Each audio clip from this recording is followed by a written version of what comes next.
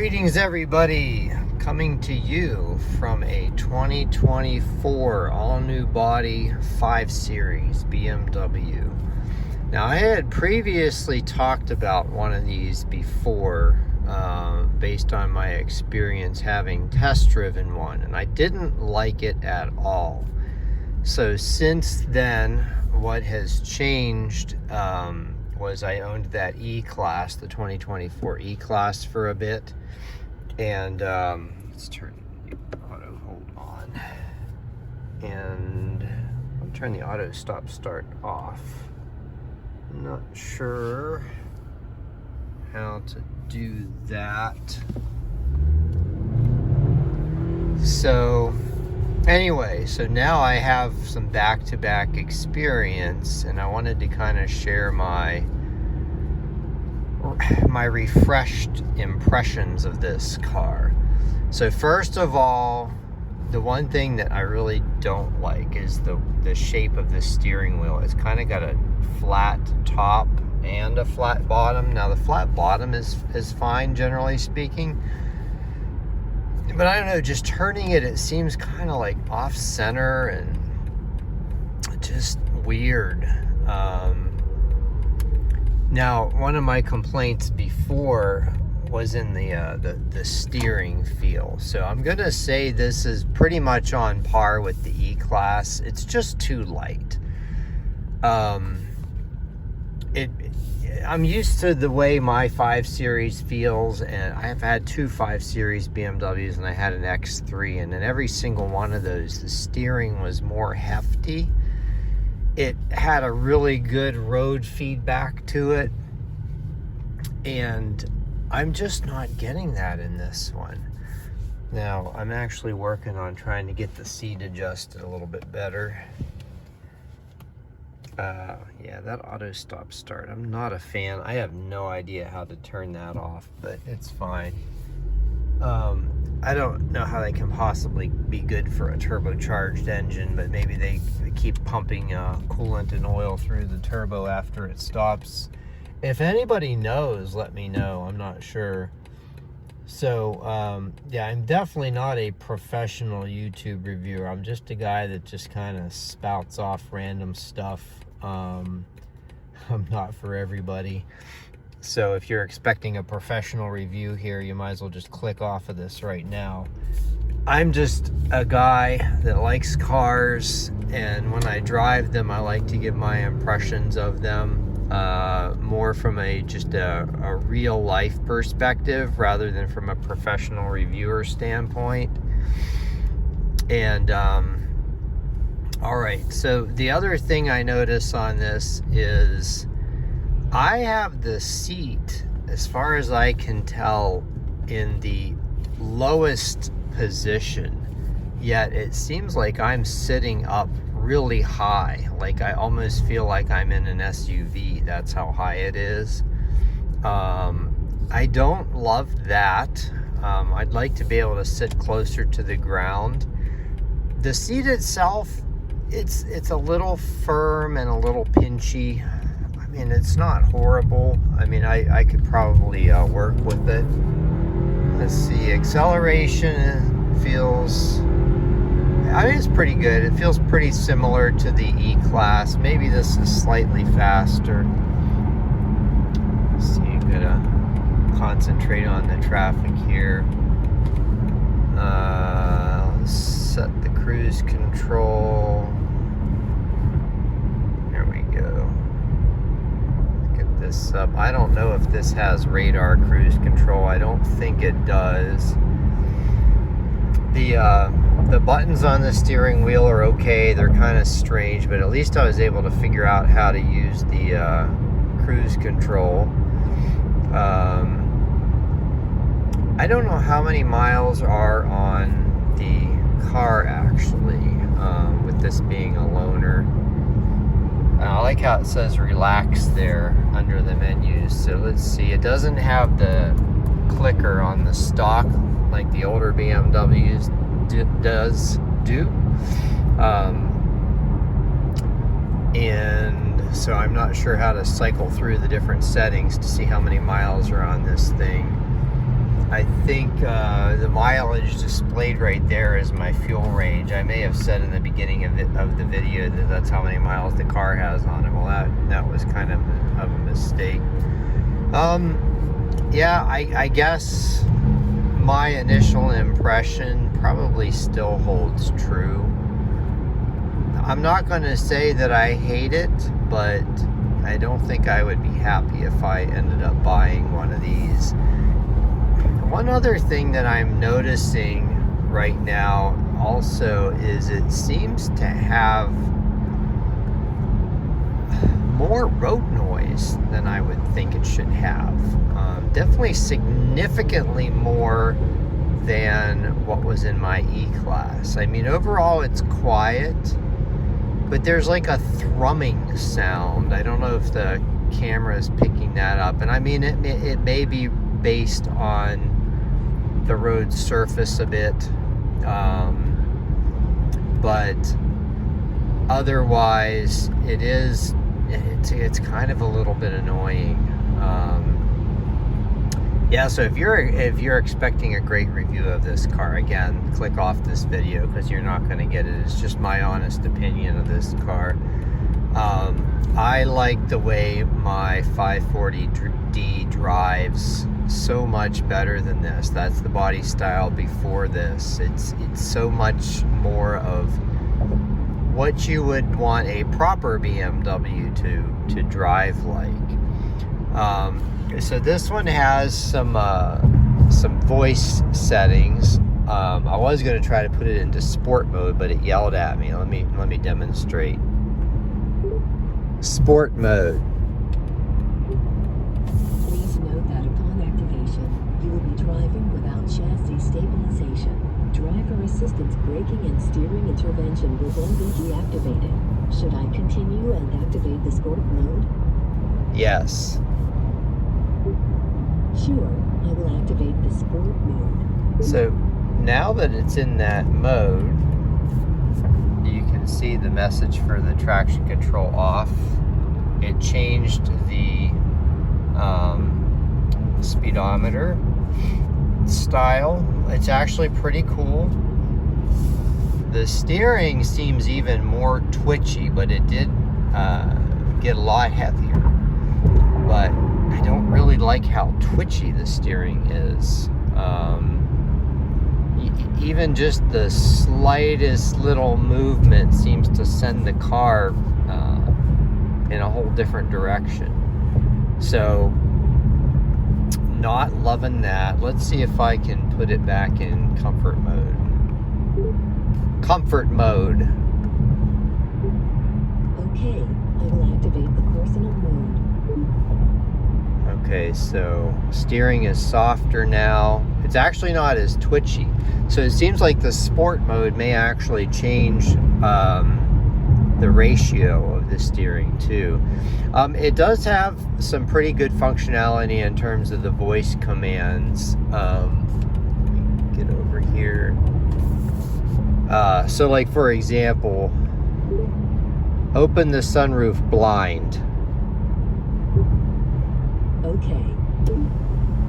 So in that case, it's just opening the blind by itself, but leaving the sunroof closed. So I need to get over because these people aren't going fast enough.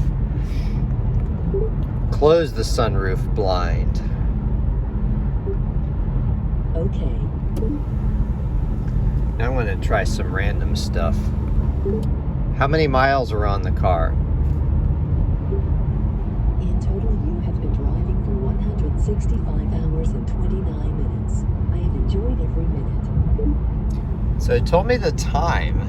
That's interesting. And also I like how it displays the words on the screen. Let me try that again, see if I can get it to tell me the actual miles. How many miles on the car? In total, you have been driving for 165 hours and 29 minutes. Yep, I can't seem to get it to tell me the actual miles, just the number of hours it's been driven. So that's kind of interesting. Man, that thing's a little iffy It's leaking some stuff. It's bouncing all over the place. I better stay back a little bit. Not exactly trusting that till I can get past it.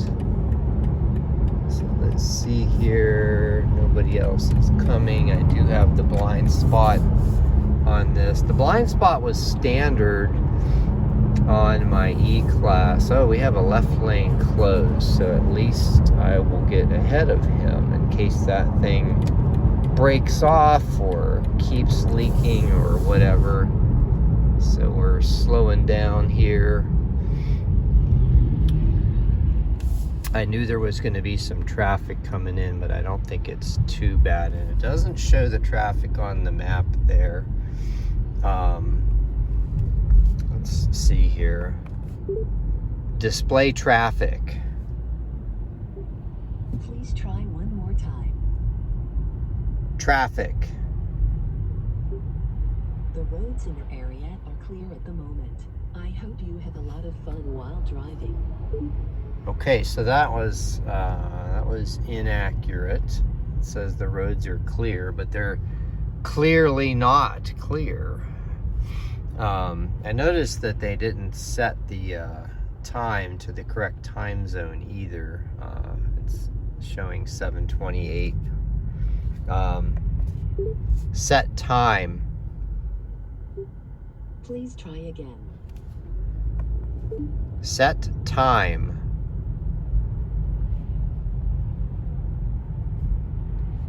Yeah, it won't let me, hold on. Date and time. Okay, I will synchronize the climate zones. Okay, that was not what I was looking for either. So I guess, you know, when you just randomly try different voice commands, they may or may not work. Sometimes I get surprised at things that do work and surprised by the things that don't work. So definitely a little mixed bag there. You know, I will say this about this car. I do actually have some positive things to say about this car. I really like the styling, inside and out. The layout of everything. It's pretty good. And I think it looks very modern, maybe even more so than the new E-Class. It's more like an angular, modern kind of a direction, and the E-Class is more of a curved, modern kind of direction. And other than the fact that I'm sitting up probably about 8 inches higher than I would like to be, I really just like the layout and the feel of the interior of this car. It has sort of a cocoon feeling, I guess would be a way to describe it. You know, I'm gonna let this truck go because that's the type of thing I have done in the past, is go all the way up to the end and get over. I mean, technically that's what you're supposed to do, but I wasn't really in a hurry, so, and I knew it was only going to be like 3 to 5 minutes delay, so I just basically stayed in this lane. But like, when you're driving in like New York City, everybody uses both lanes all the way up to the very end, and you know, as a result, you don't really have the traffic backups. I know there are people out there that really disagree with me and say you should get over like 3 miles before the merge point, but no, I think it works a lot better if you just go all the way up to the merge point. For the most part, I don't know. Around here, people expect you to just get into the one lane. So anyway, back to the car. What else can I say about it? I have driven this car. This is my second drive in the new 5 Series. And, you know, on paper, just from the specs, the looks, and everything like that, it would seem like this would be like almost a perfect car for me. But I don't know. You know, maybe once they're used and they've depreciated to like 1/10 or 1/5 of their original price, then it may be more appealing. But you know, as a brand new car, I really can't see the value proposition. I think the price is similar to the new E-Class, like mid-60s or whatever like that. I don't know if BMW is going to be as keen to discount these as the discount I got on my E-Class, which, by the way, I have sold. That is gone, and technically it was replaced by the S550. So anyway, this looks like this is the end of the construction zone. Let's see if I can get the cruise control activated, and there we go. Got it set. So that's that's my very unprofessional and impromptu review of the new 5 Series. I'm sure there are others out there who will absolutely love this car. Yeah, I want to also say too, the steering feel is a little dead right on center. I don't know, it just does not have that BMW feel that you would expect. I'm used to a very precise and tight and zero slack kind of feel to the steering. Definitely not getting that here. You can still hear the road noise in the background. And by the way, my favorite kind of driver, a left lane driver. You gotta love those people.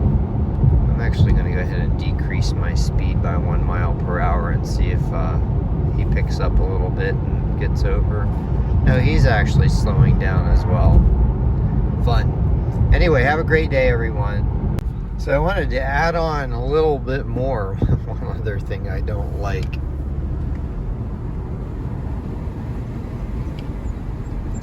The sunroof.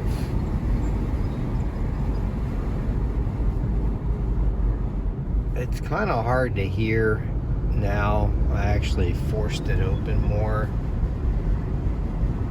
But there's like so you have your wind sound, and then on top of it there's like this extra sound. It almost sounds like a plane is flying overhead, and that extra sound doesn't belong there. It's a little subtle, but I'm kind of picky to little subtle sounds, and I'm guessing a lot of people that drive a car like this would also be very sensitive to subtleties. I don't know, it's okay in terms of the wind buffeting or whatever. It's not very noticeable. That's one thing that some sunroofs have been very bad about in the past. There's going to be a little straight stretch up here where I can get a little faster to see how it does at a little bit of a higher speed, but I kept it closed while I was on the highway. Yeah, there's that secondary sound, so it's like between 40 and 50 miles an hour maybe. Let's do a quick little burst here.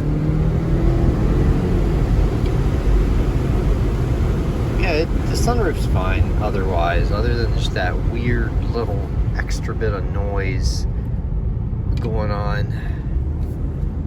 But yeah, I just wanted to share that. Man, I really wanted to like this car. It just seems like it should be exactly what you would want a 5 Series to be, but it's just really not. I don't know what they did with this. And you know, I have since seen another reviewer that didn't love this car either, so I'm not the only one. Anyway, so hopefully this helps somebody to have a more informed test drive if you're going to go check one of these out, and pay attention to some of the things I'm saying.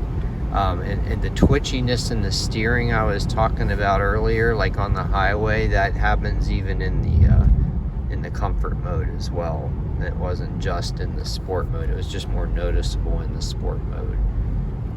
So anyway, have a great day.